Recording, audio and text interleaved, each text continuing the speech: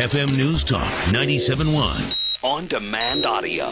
Joining me in studio, I think it's been a while, Senator Roy Blunt. Thanks for joining us. I think I was maybe on the air with you last week, but it's been a while since I've been with you in the studio. It's good to be with you. It's good to see you. On a 70-degree Friday in St. Louis in January. You could not have asked for better weather. I just hope I would love for it to stay this way, but not likely. So no, it'd be very confusing for everything too.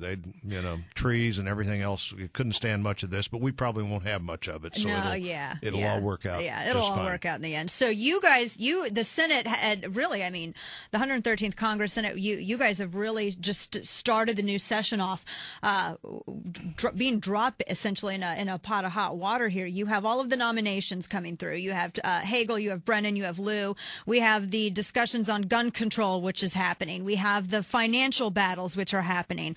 I want to first get into some of these nominations, especially Chuck Hagel, because this is something we're seeing.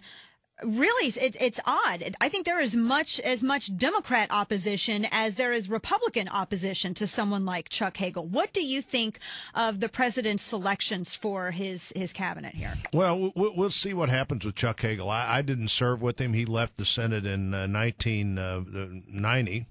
In 2009, came to Senate about 1990, and amazingly, Dana, 42 of the members of the Senate came after he left in January 4 years ago. Mm-hmm. So in a body you think never changes, the Senate of the United States, 42 of the 100 members never served in the Senate with a guy who left in January 2009. I know him from having been in the Congress with him a little bit.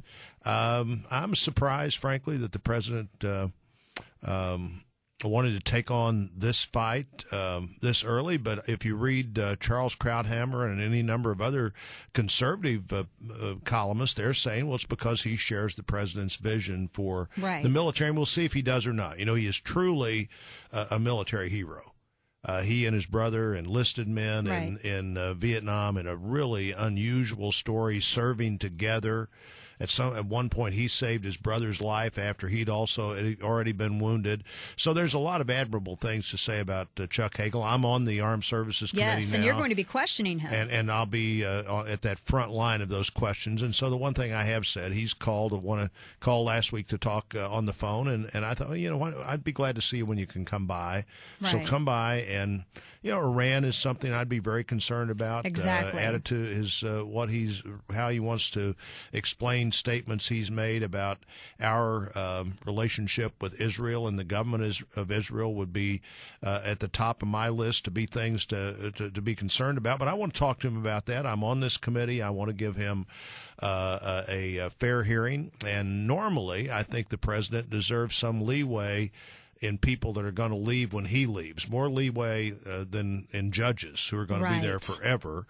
But there's a reason that the Senate is supposed to confirm these kinds of appointees, and so just because the president wants him doesn't mean the president's necessarily going to get him. But I'm looking forward to a chance to let him explain some things that I think there's some explaining to do. Right. I think the president had smart strategy and essentially coming out with Hagel and Brennan at the same time, because everyone seems to be focused on Hagel more than Brennan. And out of the two, Brennan is the one who upsets me the most, I think, with his record, his essentially Benghazi happened on his watch. He's the counterterrorism advisor to the president, working with the Department of Homeland Security. Some of the things that he said, some of the actions that he's had in the past, I'll never forget the Christmas Day bombing over a year ago when he was on the Sunday talk show circuits after that happened, and he looked as though he was a deer in headlights. He had no idea what was happening in his own jurisdiction.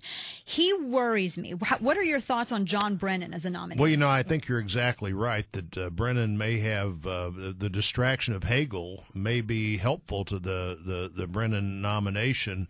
But I think Lindsey Graham made a really good point last week. I've been on the Intel committee. I'm leaving that committee to go on armed services in this Congress, and we can talk more about why I made that decision. Yes, that is interesting. If you want to. But I've been on the Intel committee, and I do think that this is the opportunity, and the one opportunity we may have to insist on some answers about Benghazi, about what the president knew, what he did in that 7 hours between the time that the ambassador's killed, and the time 7 hours later, only 2 miles away, that those last two Americans are killed.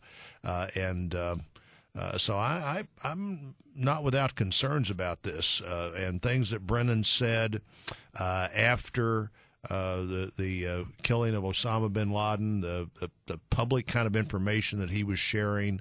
I'm not at all taking that nomination as if we shouldn't question it, because I think we should, and I think you're right in expressing some concern that you don't want Hagel to become such a decoy that Brennan slips through in ways that maybe he wouldn't in any other circumstance. I think there's some questions to answer there as well. Brennan seems as though he would exacerbate the existing problems in the intel community. That's the kind of the perspective I have about it. Well, and he's been on two different sides of these issues about interrogation, and frankly, I was more on the side he used to be on when he was involved before President Obama became president. Remember, the president talked about nominating Brennan to run the CIA 4 years ago, and there was a lot of pushback. Didn't. And there was a lot of pushback, and at that time, because he'd been a person who appeared to want to justify some of the things that our government did to get information our government needed. But now he says, well, I was really never for that. That creates some concern for me. Yeah. Do you kind of get the impression, too, that the president bringing on or nominating once again John Brennan, this seems to me as though an admission that the Bush doctrine is worked? How do you characterize that? That's kind of the impression I get. Well, I think in many ways the use of drones that this president's been much more aggressive at than President Bush was. The fact that everybody that was at Guantanamo is still at Guantanamo. The fact that